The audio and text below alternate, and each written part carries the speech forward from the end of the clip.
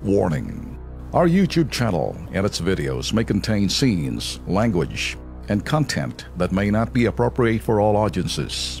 These videos include surveillance footage, undercover pursuit of suspects, actual police and rescue operations, and fearless confrontations. If you do not approve of the content, please do not watch our videos. If you wish to continue, we strongly advise that you proceed with caution. Viewers' discretion is advised. Binatilyo sa San Mateo Rizal, patay matapos ihatid ang kasintahan dahil pinagtripan lamang. Ngayon pong All Saints Day, ito Ben at Nika, isang 18 anyos po ang nagatid po ng kanya pong girlfriend sa San Mateo Rizal. Pero ang ending po'y napakalungkot. Siya na po ang hinatid sa huling hantungan. At batay po sa investigasyon, lumalabas na napagtripan po itong binatilyong ito. Panurin natin to.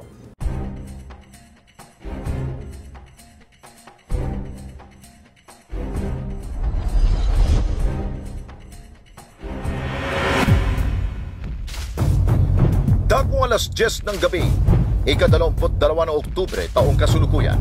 Wala ng buhay na madatnaan ng mga kawani ng barangay sa Dulong Bayan 1 ang 18 anyos na binatilyo na kinilalang si Arnold Francis Pagulong, residente ng barangay Dulong Bayan 2 sa San Mateo Rizal.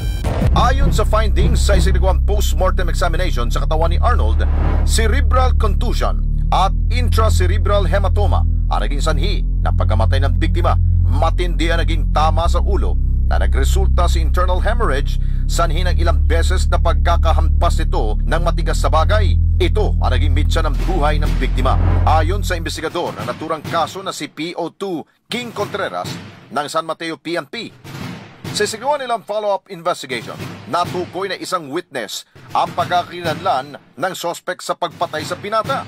Gumawa kami ng follow-up investigation na lumabas nga itong witness na ang sabi niya, nung nasa tele siya, mga humigit kumulang alas 10 ng gabi, nakita niyang sumisigaw yung bata na ang sabi, may binubugbog.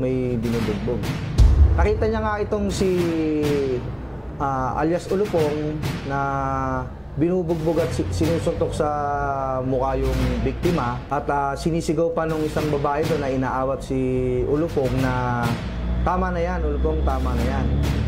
Si alias Ulupong ay positibong kinilala sa tunay nitong pangalan na Crispin Kelvera, 21 anyos, nakatira sa Clemente Subdivision Compound, Dulong Bayan 2, San Mateo Rizal. Ang tunay na pangalan ni alias Ulupong is si Crispin Kelvera Antonio, 21 years old, walang asawa, pinanganak noong January 14, 1995. At residente siya talaga ng number 5 San Mateo Street, Barangay Dulong Bayan 1, San Mateo Rizal. Isa siyang konduktor ng jeep. Si Nino, hindi tunay na pangalan, kitang-kita kung paano binugbog at pinag-initan ni alias Ulupong ang kaawa-awang biktima. Paglabas ko lang ng kwarto ko, doon sa pagtayo doon sa may terrace namin, nakita ko, babae, hato ng hato doon sa Ulupong mismo. Parang tumigil doon sa pagbubugbog doon sa ginagawa ng bata.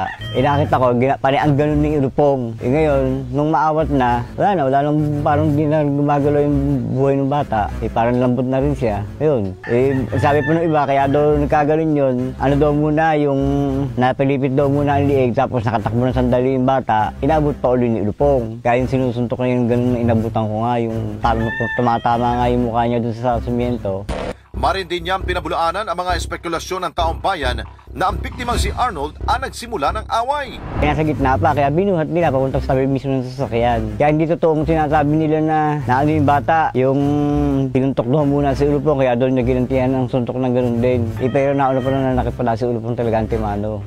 Laking panghihinayang ang naramdaman ngayon ng pamilya ni Arnold sa sinapit na kanilang anak.